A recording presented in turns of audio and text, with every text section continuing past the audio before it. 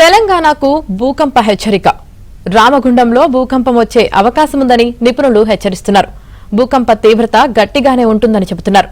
ఆ భూకంప తీవ్రత హైదరాబాద్ అలాగే అమరావతి వరకు కూడా ఉంటుందని అంటున్నారు.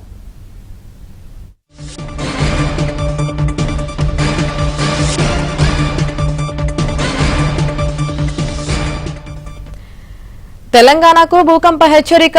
రామగుండంలో భూకంపం వచ్చే అవకాశం ఉందని నిపుణులు హెచ్చరిస్తున్నారు. ఇక దీనికి సంబంధించి పూర్తి సమాచారం మా ఢిల్లీ బ్యూరో చీఫ్ కృష్ణ అందిస్తారు. Krishna, epic earthquake research and analysis అనే సంస్థ తమ పరిశోధనల ఆధారంగా రామగుండం తెలంగాణలోని రామగుండం సమీపంలో భారీ భూకంపం సంభవించే అవకాశం ఉంది. ఆ ప్రకంపనలో హైదరాబాద్, వరంగల్, అమరావతి వరకు కూడా చేరే అవకాశం ఉన్నట్లుగా అందులో పేర్కొంది. అయితే ఈ సంస్థ యొక్క భూకంప సూచనలు ఎవరు కూడా ధృవీకరించడం లేదు. అటు ప్రభుత్వ వర్గాలు కానీ లేకపోతే కొన్ని శాస్త్రీయ సంస్థలు కానీ ఎవరు కూడా ధృవీకరించడం లేదు. భూకంపాలను ఖచ్చితంగా ముందస్తుగా అంచనా వేయటం ప్రస్తుతం శాస్త్రీయంగా సాధ్యం కాదు. అదేవిధంగా ఇటువంటి సూచనలు తరచుగా నిర్ధారణకు నోచుకోవని కూడా అధికారులు చెప్తున్నారు. తెలంగాణ అదేవిధంగా ఆంధ్రప్రదేశ్ రాష్ట్రాలు సెస్మిక్ జోన్ 2, 3లో ఉన్నాయి. తక్కువ నుండి మోస్తరు భూకంప ప్రమాదాన్ని మాత్రం సూచిస్తాయి. గతంలో ఈ ప్రాంతంలో కొన్ని చిన్న భూకంపాలు సంభవించాయి కానీ అవి పెద్దగా నష్టం కలిగించలేదు.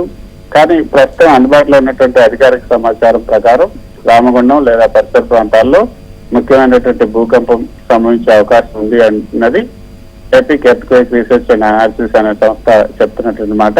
భూకంపాల విషయంలో అప్రమత్తంగా ఉండటం మంచిదే, కానీ నిర్ధారణ లేనటువంటి సమాచారం పైన ఆందోళన చెందాల్సినటువంటి అవసరం లేదన్నది కేంద్ర ఐఎండీకి సంబంధించినటువంటి అధికారులు చెప్తున్నటువంటి మాట. ఏపీ, తెలంగాణ రాష్ట్రాలు సాధారణంగా తక్కువ సెస్మిక్ యాక్టివిటీ గల ప్రాంతాలుగా పరిగణించబడతాయి. కానీ కొన్ని చిన్న స్థాయి నుంచి మోస్తరు తీవ్రత గల భూకంపాలు గతంలో చోటు చేసుకున్నాయి. అయితే ఎపిక్ వెబ్సైట్ మాత్రం రామగుండం సమీపంలో భూకంప ప్రమాదం వచ్చే అవకాశం ఉందని చెప్తున్నారు. ఇప్పటి వరకు చూస్తే ఏమని తెలుగు రాష్ట్రాల్లో భూకంపాల రికార్డు కూడా పెద్దగా లేదు. అయినా కొన్ని సందర్భాల్లో ప్రకంపనలు ప్రజలను భయపెట్టాయి. ముఖ్యంగా చూస్తుంటే 1969లో ప్రకాశం జిల్లా ఒంగోలు ప్రాంతంలో 5.1 తీవ్రత గల భూకంపం సంభవించింది. అది అప్పట్లో రాష్ట్రాన్ని బాగా ఊపేసిందని చెప్పొచ్చు. ఆ తర్వాత 1998లో తెలంగాణలో ఆదిలాబాద్ జిల్లాలో 4.5 తీవ్రత గల ప్రకంపనలు నమోదయ్యాయి.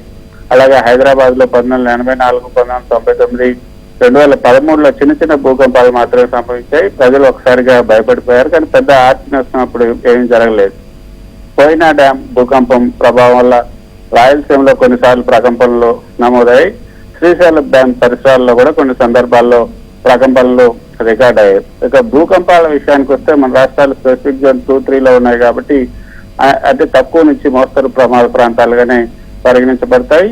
అయితే భూకంపాలు రాకను ఖచ్చితంగా అంచనా వేయటం ఇప్పటికీ శాస్త్రీయంగా సాధ్యం కాదు కాబట్టి భద్రతా చర్యలు అయితే తీసుకోవటం మంచిది.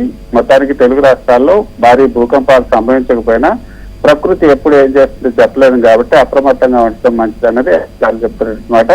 ఎక్కువ భయం అవసరం లేదు, కానీ భద్రతా చర్యలు పాటించడం మంచి మార్గం అన్నది అధికారులు చెప్తున్నట్టు మాట. Right, thank you Krishna.